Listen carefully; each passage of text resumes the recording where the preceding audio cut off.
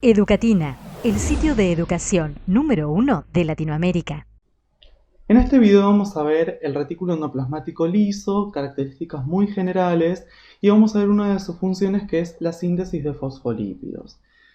Recuerden que el retículo endoplasmático es igual en características al retículo endoplasmático rugoso, es decir, el liso es igual al rugoso, solamente que el rugoso tenía ribosomas adheridos y el liso no los posee.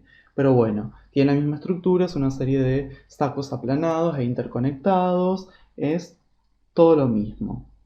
Bien, una de las características que tiene el retículo endoplasmático liso es que es un compartimiento polifuncional. ¿Por qué? Porque en él se desarrollan muchas funciones. Una de las más importantes es obviamente la síntesis de los fosfolípidos. Pero también hay otras funciones importantes como por ejemplo la movilización de glucosa, también procesos de detoxificación, etc. Fundamentalmente me voy a detener en este video a la síntesis de fosfolípidos y en un video posterior a la movilización de glucosa. Bien, ¿qué ocurre con respecto a la síntesis de fosfolípidos? Todas las membranas biológicas, es decir, las membranas de la membrana celular o las membranas de, por ejemplo, el sistema de endomembranas, poseen estructuras fosfolipídicas, como nosotros ya conocemos, que están distribuidas de la siguiente manera. Fíjense, tenemos fosfatidilcolina y esfingomielina que se encuentran en la cara externa de las membranas y fosfatidil-etanolamina y fosfatidilserina en la cara interna de las membranas biológicas. En el retículo endoplasmático, ¿qué pasa?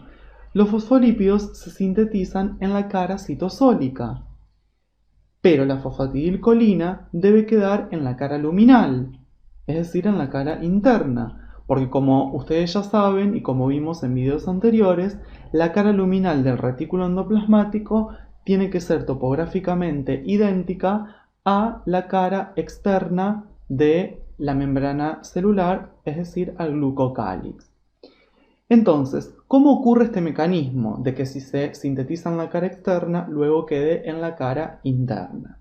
Bueno, vamos a ver, es medio complejo el proceso, pero no es difícil de entender. Para eso les elaboré un esquema para que lo puedan entender.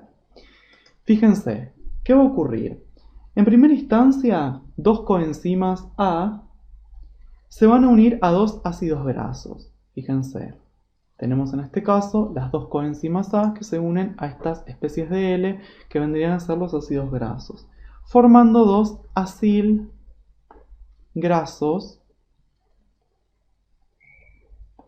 coenzima A. Dos acilgrasos coenzima A. Estas dos moléculas se transfieren al glicerol 3-fosfato, perdiéndose los dos, que es un alcohol, el glicerol 3-fosfato, perdiéndose las dos coenzimas A y quedando una molécula que se conoce con el nombre, voy a cambiar el color para que se pueda entender mejor, de ácido fosfatídico.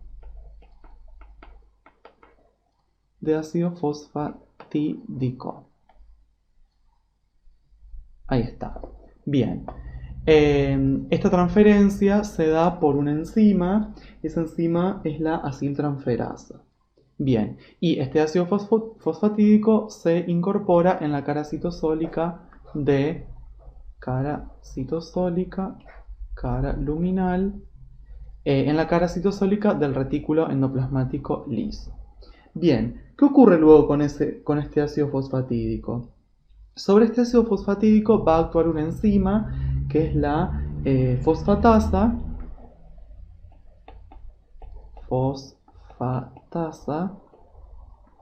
que lo que hace es liberar ese grupo fosfato y queda anclado en la membrana.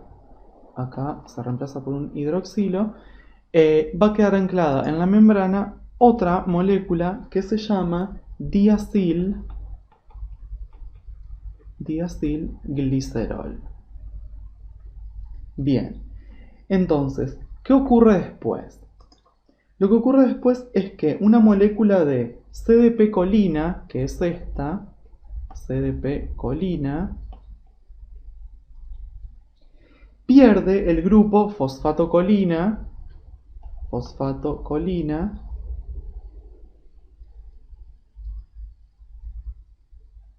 perdón, no es este el grupo, este es el grupo fosfatocolina, lo pierde, ¿y qué ocurre? Obviamente queda una molécula de CMP acá. Entonces, ¿qué ocurre luego? Por acción de una enzima que es la colina fosfotransferasa, este grupo, digamos, se va a incorporar a el diacilglicerol, que estaba incrustado en la membrana, en la cara citosólica del retículo, formando una molécula que se llama fosfatidilcolina. Fíjense que la fosfatidilcolina era el fosfolípido que tiene que quedar del lado interno.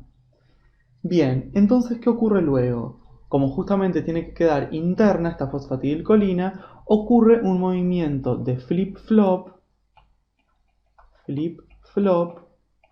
por acción de la enzima flipasa.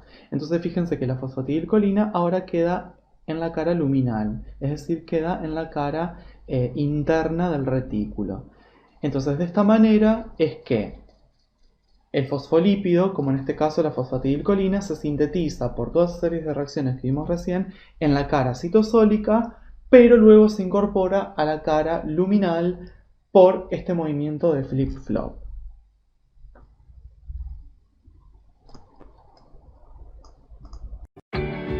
Educatina te recomienda los siguientes videos para que sigas aprendiendo.